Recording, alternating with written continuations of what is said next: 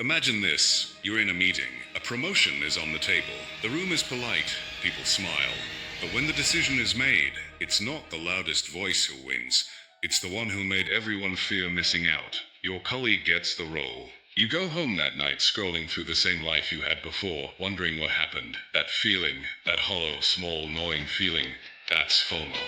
It's a lever, a silent pressure that moves crowds, classrooms, and boardrooms. In school, it's the kid who's always invited, and you aren't. In college, it's the group chat you're left off, while everyone's posting photos.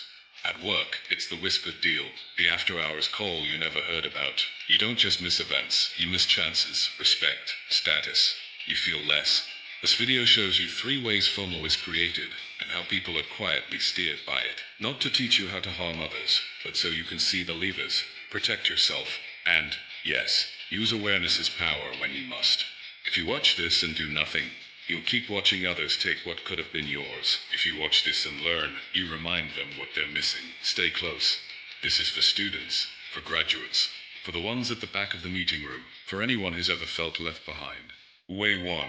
The invisible circle. You ever notice this? At work, there's always that one guy who gets invited to the private meetings.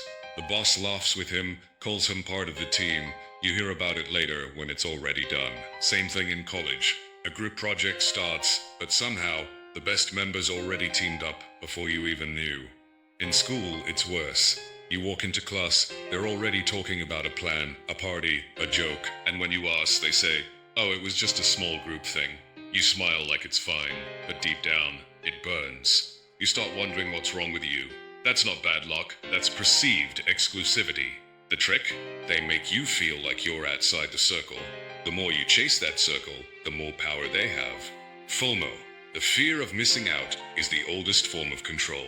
People use it to make you try harder, talk softer, and beg for approval that never comes. So next time you feel that pain, that urge to prove yourself, pause, look at the circle.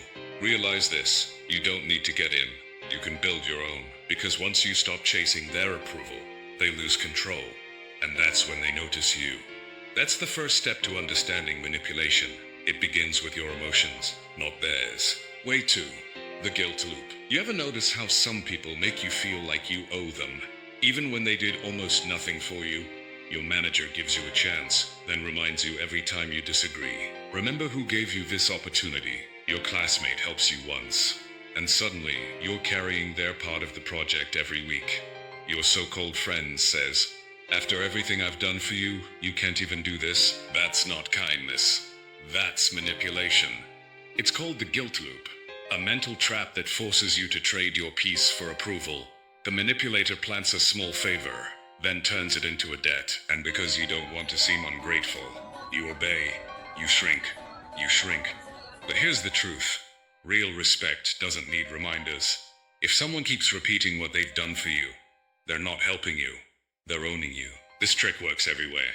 In school, it's the friend who says, "I helped you last exam, now help me cheat." In college, "I covered your part once, you owe me."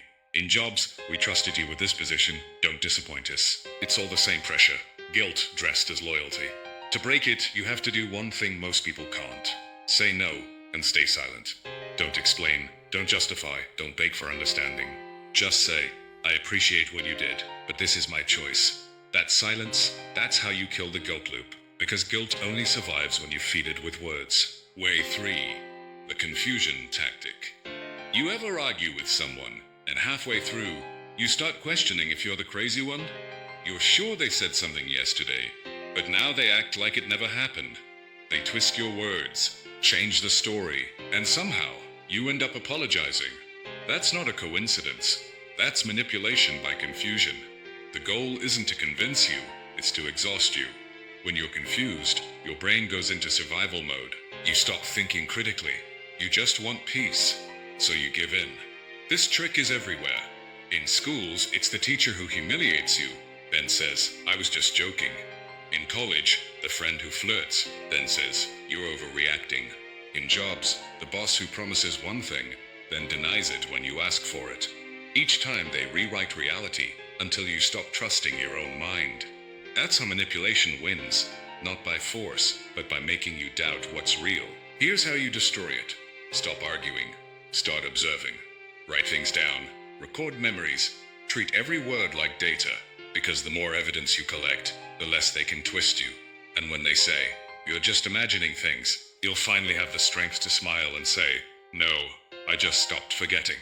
Remember this: confusion is their weapon, but clarity is your armor. The moment you stop reacting, they lose control, because a manipulator can only twist your reality when you let them define it.